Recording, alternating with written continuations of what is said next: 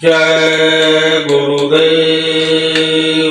बाबा जय गुरुदेव जी महाराज की एक शिक्षा पर सुनाई गई कहानी है। एक महात्मा जी थे, उनके दो शिष्य पास में रहा करते थे। एक दिन महात्मा जी लेटे और दोनों शिष्यों से कहा कि तुम दोनों आओ और मेरे पांव दाबो। शिष्य चरण सेवा में लग गए। दोनों अपने काम में लगे हुए थे। महात्मा जी के दाएं पैर में खुजली होने लगी तो उन्होंने अपना बायां पैर दाहिने पर रखा खुजलाने के लिए। तो जो शिष्य बायां पैर दबा रहा था उसने दाएं पैर पर मुक्का मार दिया और दूसरे शिष्य से बोला कि तू अपने पांव को संभाल कर रख, मेरे पांव की तरफ ना आए। कुछ देर के बाद बाएं पैर में खुजली हुई तो महात्मा जी ने दाएं पैर को बाएं पैर पर रखा तो दाहिने वाले शिष्य ने बाएं पैर पर मुक्का मारा और बाएं वाले शिष्य से कहा तू भी अपने पैर को संभाल कर रख, मेरे पैर पर ना आए। दोनों इसी बात को लेकर तकरार करने लगे, पैरों की खींचतान करने लगे। इस खींचतानी में चरण सेवा बंद हो गई और संघर्ष होने लगा। महात्मा जी उठकर बैठे और उन्होंने कहा कि अरे ये तो दोनों पैर मेरे हैं, तुझे दबाने को बुलाया था और तुम दोनों तेरे मेरे की लड़ाई करने लगे। शिष्य को अपनी गलती महसूस हुई। स्वामी जी महाराज ने इस कहानी को सुनाकर हंसते हुए कहा था कि यह अज्ञानता में सब लड़ने लगते हैं। देखा जाए तो संघर्ष या तो अज्ञानता में होता है या फिर स्वार्थ में होता है। अज्ञानता में संघर्ष होता है तो उसे समझा बुझा कर रोका जा सकता है, लेकिन अगर स्वार्थ में संघर्ष हो तो स्वार्थ को समझने नहीं देता। संघर्ष चाहे जहाँ हो, कारण यही दोनों होते हैं। कबीर साहब कहते हैं कि हिंदू कहत है राम हमारा, तुरक कहे रहमाना, आपस में दोनों लड़ मुए मरम न काहू जाना। फकीरों ने कहा है कि ये खुदा का खिलकत है, खुदा की रूह है। संतों महात्माओं ने कहा है कि ये ईश्वर की बनाई दुनिया है, परमात्मा की अंश आत्मा है। जो शरीर में बंद की गई उसी की चेतनता से यह दुनिया चेतन लगती है। वह निकल जाती है तो मिट्टी हो जाता है। यह शरीर लोग बाग बाग भी कहने लगते हैं कि मिट्टी है, इसे जल्दी उठाओ। हिंदू जला देते हैं, प्रवाहित कर देते हैं, मुसलमान सुपुर्दे खाक कर देते हैं। यहाँ के झगड़े झंझट यही रह जाते हैं। कर्मों का फल भोगने के लिए ये जीवात्मा, ये रूह नरकों 84 में डाल दी जाती है। जिस धरती के लिए, जमीन के लिए, सामानों के लिए हम लड़ते हैं वो सब यही के यही धरे रह जाते हैं।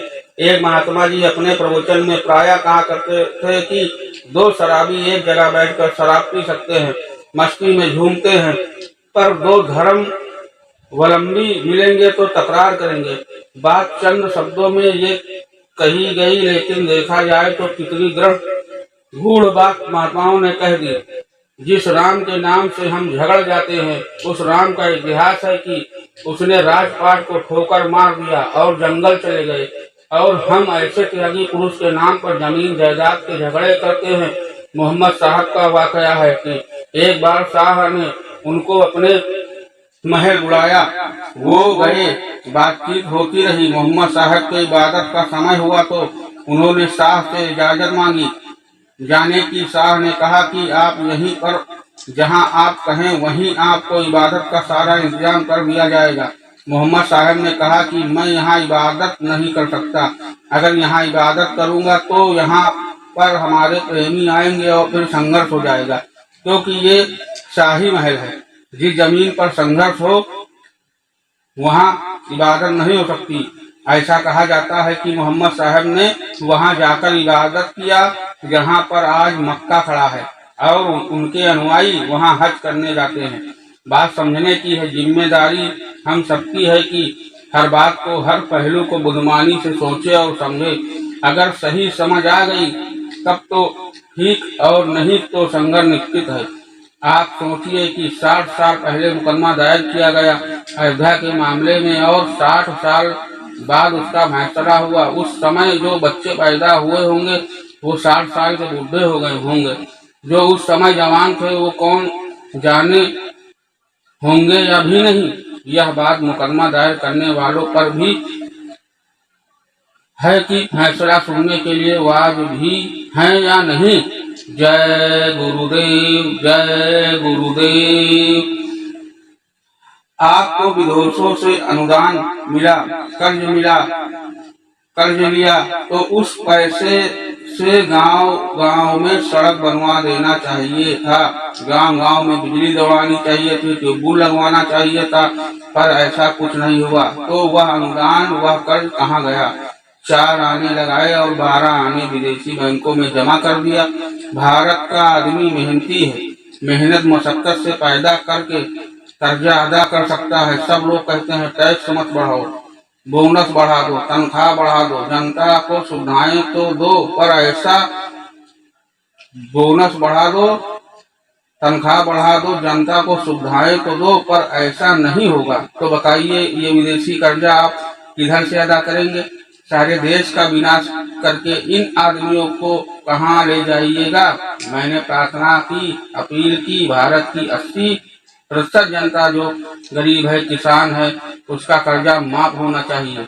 आप होशियार हो जाइए। मैंने प्रार्थना की है, आप नहीं करेंगे तो ये देवता आपके मस्तक पे गड्ढा कर देंगे, खोपड़ी चकनाचूर हो जाएगी।